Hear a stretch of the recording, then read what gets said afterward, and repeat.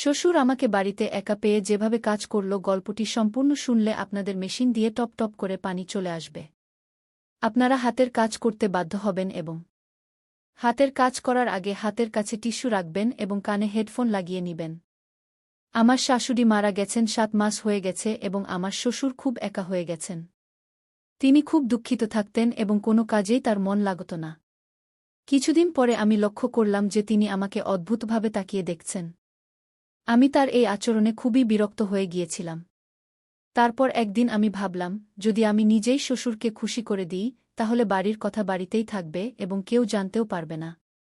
আর এই জন্যই আমি একদিন সিদ্ধান্ত নিলাম যে আজ শ্বশুরকে। হ্যালো বন্ধুরা, আজকের এই হার্ডকোর গল্পে আপনাদের সবাইকে স্বাগতম। বন্ধুরা, আমার নাম রূপা এবং আমার বয়স ২৪ বছর। আমি একজন বিবাহিত মহিলা, আমার বিয়ে হয়েছে ২ বছর আগে। আমার স্বামীর নাম বিকাশ এবং তিনি একটি প্রাইভেট কোম্পানিতে চাকরি করেন। আমাদের বিয়ের ২ বছর হয়ে গেছে কিন্তু এখনও পর্যন্ত আমাদের কোনো সন্তান হয়নি। আমাদের পরিবারে আমি, আমার স্বামী এবং আমার শ্বশুর থাকি। আমরা সবাই আমাদের জীবন নিয়ে খুব খুশি ছিলাম এবং সবাই একে অপরের সাথে খুব হাসিখুশি করে থাকতাম। কিন্তু হঠাৎ করে আমাদের খুশির উপর কারও খারাপ নজর লেগে গেল। আসল ঘটনা হল, আমার শাশুড়ি একদিন মারা গেলেন, যার কারণে আমাদের পুরো বাড়িতে শোকের ছায়া নেমে এল। শাশুড়ির মৃত্যুর পর আমরা সবাই ভেতর থেকে ভেঙে পড়েছিলাম। আমাদের উপর যেন দুঃখের পাহাড় ভেঙে পড়ল। শাশুড়ির মৃত্যুর পর আমার শ্বশুর খুব বেশি দুঃখিত হয়ে পড়লেন। যখনই আমি শ্বশুরকে দেখতাম, তিনি একা বসে বসে কাঁদতেন এবং শাশুড়িকে স্মরণ করতেন। আমি এবং আমার স্বামী শ্বশুরের এই অবস্থা দেখে খুবই দুঃখ পেতাম। আমরা ভাবতাম, যদি শাশুড়ি বেঁচে থাকতেন তাহলে শ্বশুরের এমন অবস্থা হতো না। আমি এবং বিকাশ তাকে অনেক বুঝিয়েছিলাম যে, আপনি এমন করবেন না, আপনি বাড়ির বড় মানুষ, আপনি যদি ভেঙে পড়েন তাহলে আমাদের কি হবে? আমাদের বুঝানোর কিছু সময় পর তিনি ঠিক থাকতেন, কিন্তু একা হলে আবার আগের মতোই হয়ে যেতেন। এইভাবে ৭ মাস কেটে গেল, কিন্তু শ্বশুরের পক্ষে তার স্ত্রীকে ভুলে যাওয়া খুবই কঠিন মনে হচ্ছিল।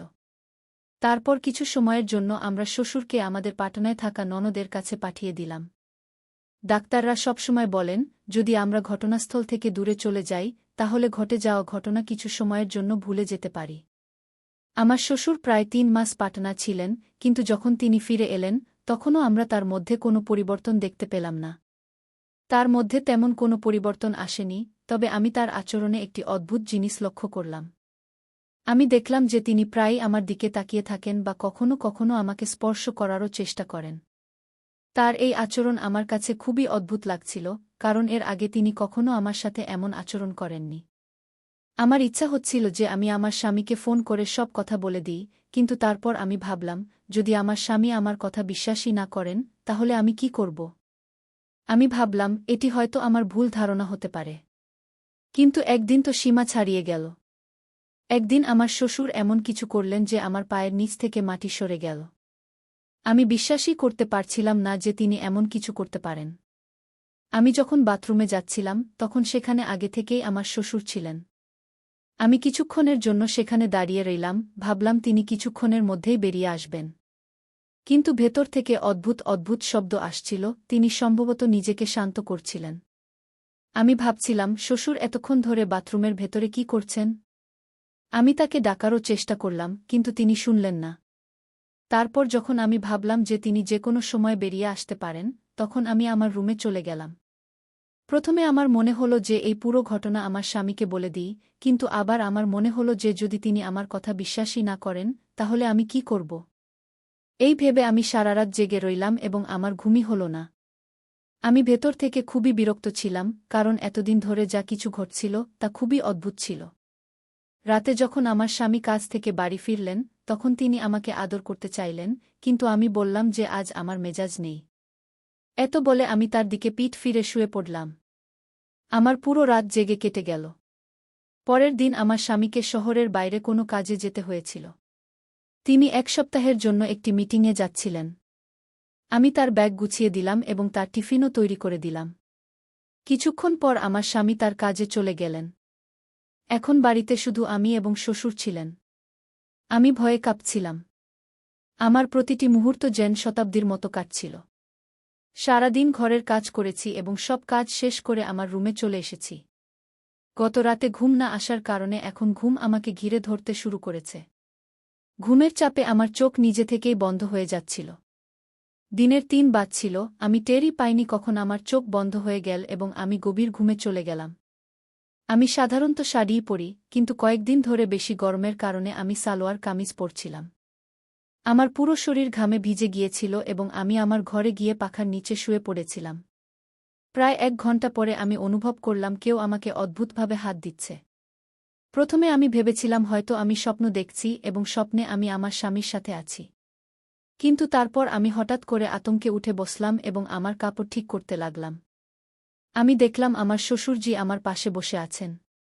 আমি তাকে দেখে চমকে গেলাম। আমি তাকে জিজ্ঞাসা করলাম, কি হয়েছে বাবুজি? আপনার আমার সাথে কোনো কাজ ছিল? শ্বশুরজি বললেন, বউ, আমার চা খাওয়ার ইচ্ছা করছে। আমি তোমাকে অনেকবার ডাক দিয়েছি, কিন্তু সম্ভবত তুমি শুনতে পাওনি, তাই আমি নিজেই তোমার ঘরে চলে এসেছি। এখানে এসে দেখলাম তুমি শান্তিতে ঘুমিয়ে আছো, তাই ভেবেছি ঘুমন্ত বুকে কেন জাগাবো, আমি নিজেই চা বানিয়ে নেব। কিন্তু এর মধ্যেই তুমি জেগে উঠলে। এই কথাগুলোতে শ্বশুরজি তার সাফাই দিলেন। তখন আমি তাড়াতাড়ি বিছানা থেকে নিচে নেমে এলাম। আমার বুক জোরে জোরে ধড়ফড় করছিল। আমি আমার চুনরি মাথায় টেনে নিয়ে বললাম, বাবুজি, আপনি আপনার ঘরে যান, আমি এখানেই চা নিয়ে আসছি। আমার এতটা বলার পরেই তার মন ভেঙে গিয়েছিল। তারপর তিনি তার ঘরে চলে গেলেন। প্রায় ১০ মিনিট পরে আমি তার ঘরে ১ কাপ চা নিয়ে গেলাম। আমি তার ঘরে গিয়ে দেখলাম শ্বশুরজি তার ঘরে বসে কাঁদছেন। আমি জিজ্ঞাসা করলাম, কি হয়েছে বাবুজি? আপনি কাঁদছেন কেন? কোনো সমস্যা আছে? যদি আপনার অসুস্থতা হয় তবে আমি এখনই ডাক্তারকে ফোন করে দিই। তিনি বললেন, না বউ, এমন কিছু নয়। আজ শুধু তোমার শাশুড়ির খুব মনে পড়ছে। আজ তার খুব অভাব অনুভব করছি। যেদিন থেকে সে চলে গেছে সেদিন থেকে আমি বুঝতে পারছি না কাকে আমার মনের কথা বলবো। আমিও একজন মানুষ, আমারও কিছু ইচ্ছা আছে। আমারও ইচ্ছা হয় আমি আমার মনের সব কথা কাউকে বলি। এখন আমি আর শিশু ছিলাম না যে আমি তার ইশারাকে বুঝতে পারব না। আমি বুঝতে পারছিলাম তিনি কী বিষয়ে কথা বলছেন। তবুও আমি তার কাছে গিয়ে বললাম, বাবুজি, আপনি চিন্তা করবেন না, সব ঠিক হয়ে যাবে। আর যদি আপনার কোনো কথা বলার থাকে তবে আপনি আমার সাথে বলতে পারেন। আমি তো আছি আপনার সাথে। আমি এতটা বলার পরেই তিনি আমাকে জড়িয়ে ধরে কাঁদতে লাগলেন। আমার খুব অদ্ভুত লাগছিল এবং আমার মনে নানা রকম চিন্তা আসছিল। তবুও আমি তার উপর খুব দয়া অনুভব করছিলাম। আর শ্বশুরজির বয়সও এত বেশি হয়ে গিয়েছিল যে আমরা তার দ্বিতীয় বিয়ে দিতে পারতাম না। যদি আমরা তার দ্বিতীয় বিয়ে দিতাম তাহলে আমরা কারও মুখ দেখানোর মতো থাকতাম না। সমাজ আমাদের ত্যাগ করে দিত। এর চেয়ে বরং বাড়িতেই এই সমস্যার কোনো সমাধান খুঁজে বের করা ভালো। একবার আমার মনে হল, যদি আমি নিজেই শ্বশুরজিকে খুশি করে দিই তাহলে কেউ জানতেও পারবে না এবং ঘরের কথা ঘরেই থাকবে। আমি মনকে শক্ত করে নীরবে তার প্রস্তাব মেনে নিয়েছিলাম। তারপর আমি তাকে গোসল করতে বললাম এবং তার কাপড় ইত্যাদি বের করে তাকে দিলাম। কিছুক্ষণ পরে তিনি গোসল করে ফিরে এলেন। তিনি বনিয়ান পরেছিলেন এবং নিচে তোয়ালে ধুতির মতো জড়িয়েছিলেন। তিনি আমাকে দেখে একটু হাসলেন এবং আমিও তার এই আচরণে একটু হেসে ফেললাম। তারপর পরের দিন সকালে যখন আমি চা দিতে তার ঘরে গেলাম তখন দেখলাম তিনি সম্ভবত তোয়ালে জড়িয়েই ঘুমিয়ে পড়েছেন। আমি হালকা করে দরজাটা ধাক্কা দিলাম, দেখলাম দরজা আগে থেকেই খোলা ছিল এবং শ্বশুরজি বনিয়ান পরেই ঘুমাচ্ছেন। তার এই আচরণে আমার খুব রাগ হল, কিন্তু আমি তাকে কিছু বললাম না এবং চা দিয়ে রান্নাঘরে চলে এলাম। প্রায় ১ ঘণ্টা পরে তিনি রান্নাঘরে এলেন এবং আমাকে বললেন, বউ, একটু তেল গরম করে আমার ঘরে নিয়ে এসো এবং আমার মাথা ও শরীরের মালিশ করে দাও। এবার আমি তার খারাপ নিয়ত আগেই বুঝে ফেলেছিলাম, কিন্তু আমার কাছে কোনো প্রমাণ ছিল না। কিছুক্ষণ পরে আমি এক বাটিতে তেল গরম করে তার ঘরে নিয়ে গেলাম এবং তাকে বললাম, বাবুজি, এই তেল নিন, আপনি নিজেই লাগিয়ে নিন। আজ আমার অনেক কাজ করতে হবে এবং অনেক কাপড় ধুতে হবে। তিনি বললেন, বউ, মাথায় তো আমি নিজেই লাগিয়ে নেব, কিন্তু পিঠে আমার হাত পৌঁছাবে না, তাই পিঠের মালিশ তুমিই করে দাও। এত বলেই তিনি তার বিছানায় পেটের উপর ভর দিয়ে শুয়ে পড়লেন। আমার আজ সকাল থেকেই তার উপর খুব রাগ হচ্ছিল, কিন্তু তবুও আমি তার পিঠের মালিশ করতে লাগলাম। প্রায় ১০ মিনিট পরে তিনি পাশ বদল করে বললেন, বউ, তোমার হাত তো তেলেই খারাপ হয়ে গেছে, একটু পেটেরও মালিশ করে দাও। আমি না চাইলেও তার সব কথা মানতে লাগলাম এবং আমার দুটি হাত দিয়ে তার মা গু আমি ভাবছিলাম, যদি আজ শাশুড়ি মা বেঁচে থাকতেন তাহলে আমাকে এই সব করতে হতো না। এই 7 দিনে বিকাশ ছাড়া আমার অবস্থা এত খারাপ হয়ে গেছে, তাহলে শ্বশুর শাশুড়ি মা ছাড়া কিভাবে থাকতেন? আমি এই ভাবনায় এতটাই ডুবে গিয়েছিলাম যে সব কিছু ফেলে রেখে ভিতরে চলে এসেছিলাম। কিছুক্ষণ পরে শ্বশুরজি আমার ঘরে এসে বললেন, কি হয়েছে বউ? তুমি সব কিছু ফেলে এখানে কেন চলে এসেছ? তুমি কি বিকাশের কথা ভাবছ? তার ছাড়া কি তোমার মন লাগছে না? তুমি আমাকে বলো, তোমার কি সমস্যা হচ্ছে? তুমি যা চাইবে আমি এখনই পূরণ করে দেব।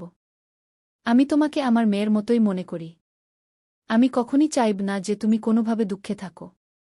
শেষ পর্যন্ত তুমিও তো আমার আদরের মেয়ে। আমি তার পায়ে পড়ে গেলাম। আমি বললাম, শ্বশুরজি, আমি আপনাকে অনেক ভুল বুঝেছিলাম।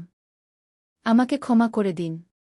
আমি এতদিন ধরে ভাবছিলাম যে আপনি আমার উপর খারাপ নজর রাখছেন, আর সেই জন্য আমি আপনাকে এড়িয়ে চলছিলাম। কিন্তু এখন আমি বুঝতে পারছি যে বিকাশ গেছে মাত্র 5 দিন, আর আমি তার ছাড়া এতটা বিপর্যস্ত হয়ে পড়েছি। শাশুড়ি মা তো অনেক দিন আগেই চলে গেছেন, আপনি নিশ্চয়ই আরও বেশি কষ্ট পাচ্ছেন। যদি আমি আপনাকে কষ্ট দিয়ে থাকি তাহলে আমাকে ক্ষমা করে দিন। এখন থেকে আমি আপনার সব রকমের দেখাশোনা করব এবং আপনার মেয়ে হয়ে থাকব। তাহলে বন্ধুরা, আপনাদের এই গল্পটি কেমন লাগল? কমেন্ট করে অবশ্যই জানাবেন। যদি গল্পটি পছন্দ হয় তাহলে লাইক করুন এবং বন্ধুদের সাথে শেয়ার করুন। আরও এমন রোমাঞ্চকর গল্পের জন্য আমাদের চ্যানেল সাবস্ক্রাইব করুন এবং বেল আইকন টিপতে ভুলবেন না। আবার দেখা হবে অন্য কোনো মজার গল্প নিয়ে। ততক্ষণ পর্যন্ত বিদায়।